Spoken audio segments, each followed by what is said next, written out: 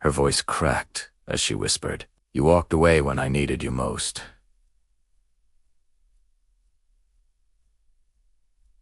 His face turned pale, frozen in disbelief, because the woman standing before him alive, strong, and holding their children was the one he thought he had abandoned to die. The hospital room smelled of bleach and fear the day he left her. Machines hummed, keeping her alive, while 3 tiny newborns rested in her arms.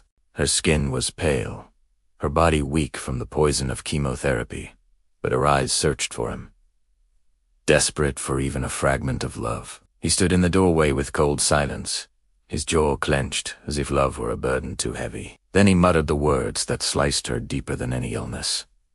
"You'll figure it out." And he turned his back, leaving her to battle cancer and raise their triplets alone. Her name was Grace, and from that day, she carried the weight of betrayal and survival together. The nights were long, darker than the shadows on her wall. Chemo scorched through her veins like fire. Her body begged for rest, yet 3 tiny mouths cried for milk.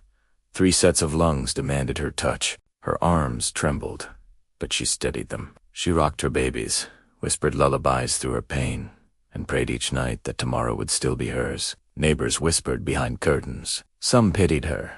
Others doubted she would live long enough to see her children grow. But Grace remembered her mother's voice.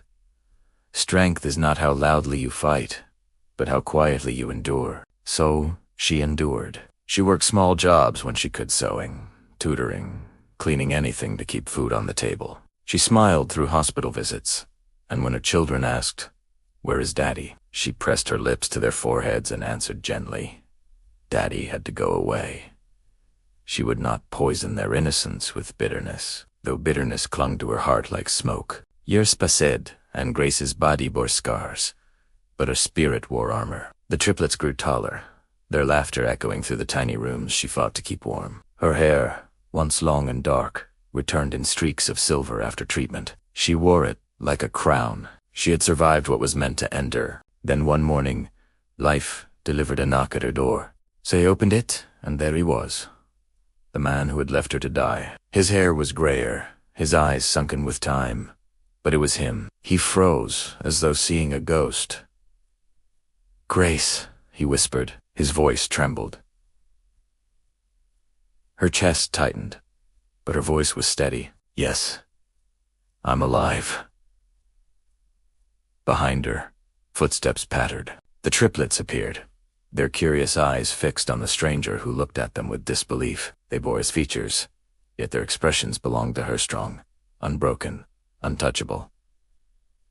He tried to speak, but words tangled on his tongue. "I thought you—" Huey began. She cut him off, with calm precision. "You thought I would die. You thought your story would end neatly, without responsibility, but life is not so merciful." The weight of her words crushed him. Regret carved deep lines into his face. He took a step forward, but the children instinctively moved closer to their mother. He faltered, realizing too late the distance he had built with his own hands.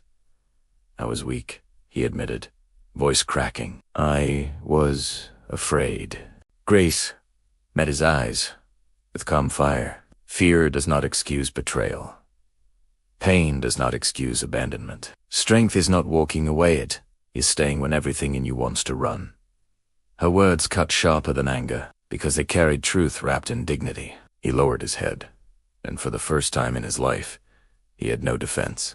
But Grace did not need his apology. Her victory was already written in the lives of the 3 children who stood beside her. Her triumph was in her survival, in every scar she wore with pride, in every night she had endured alone. "You don't owe me anything," she said quietly, "but you owe them the truth." He looked at the children with eyes drowning in regret. He wanted to reach for them, but trust is not a gift it is earned, and the years he had abandoned could not be repaired in a single breath. Grace closed the door slowly, not in anger but in peace. She had no need to hold on to the past. She had turned her pain into power, her betrayal into resilience. She had raised her children not with the shadow of his absence, but with the light of her love. That evening, as she sat with her children, she whispered words they would never forget. "Strength is not given. It is forged in pain, polished in silence." and proven in survival. The triplets wrapped their hands around hers, their eyes gleaming with pride. They had not lost a mother, they had gained a warrior. Grace had been left to die, but she lived.